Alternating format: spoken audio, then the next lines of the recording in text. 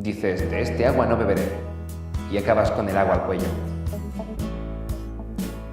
Solo los que saben lo que quieren no necesitan palabras. Los demás, condenados a los malentendidos, cuando quizá todo lo que haga falta sea dibujar una sonrisa en una cara.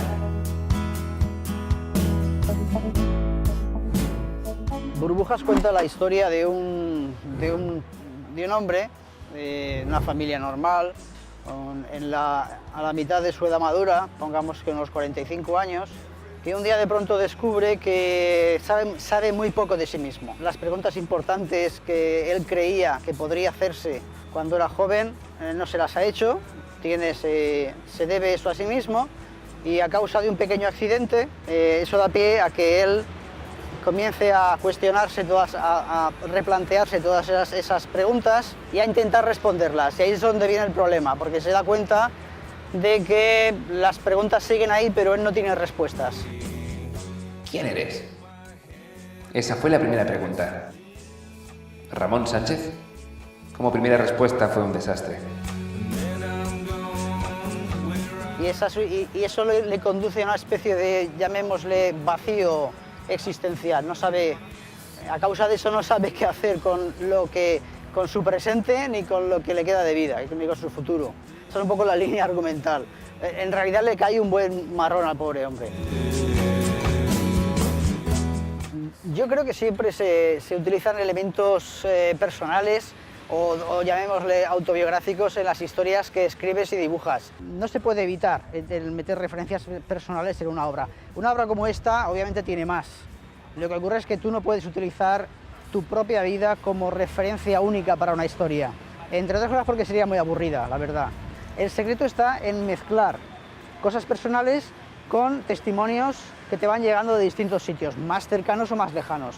Y de hecho, en esta obra, en Burbujas, no hay ninguna situación ni ningún personaje que no esté sacado más o menos de personajes y situaciones reales. Yo no suelo utilizar esto, yo utilizo personajes y situaciones muy de ficción, entre otras cosas porque lo que yo más hago es ciencia ficción, y aún así también hay referencias personales en esa ciencia ficción, pero aquí mucho más, porque de alguna manera es una obra testimonial.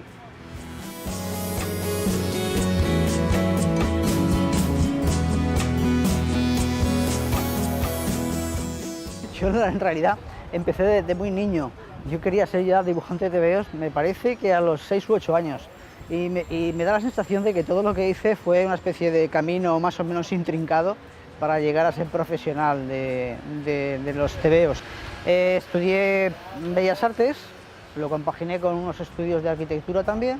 Cuando terminé Bellas Artes, que fue en 1980, me vine a Barcelona con la carpeta y unas páginas, y tuve suerte de vender mi primera historia, y desde entonces no he parado hasta aquí. Y he desarrollado, en realidad me he hecho profesional trabajando, porque cuando yo estudié no había unos estudios específicos de cómic o de narración gráfica, y tuve que aprender solo haciendo páginas. ¿Quién soy? ¿Qué soy? ¿Qué es la vida? ¿Qué he hecho yo con la mía? ¿Por qué creemos que estas preguntas se las deben hacer siempre los demás pero nunca nosotros? Parecía un jodido libro de autoayuda, con las páginas bailando al viento. Sí, a mí lo que me gusta es contar historias. A mí me gusta contar historias y que me las cuenten.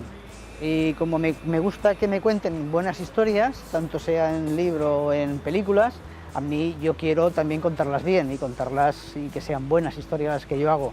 Y por eso decidí que como comienzo era más sencillo contar una historia con una página delante.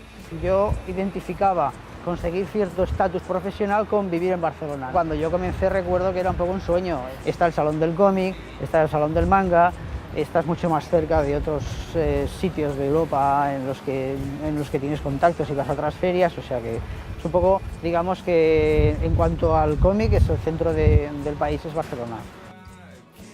Yo trabajo desde casa, tengo un estudio que es también vivienda, y ahí lo malo de esto es que te levantas y te pones a trabajar ya, y nada más terminar de trabajar te acuestas, es un poquito así fábrica, pero también es muy cómodo. Pero ¿sabes otra cuestión?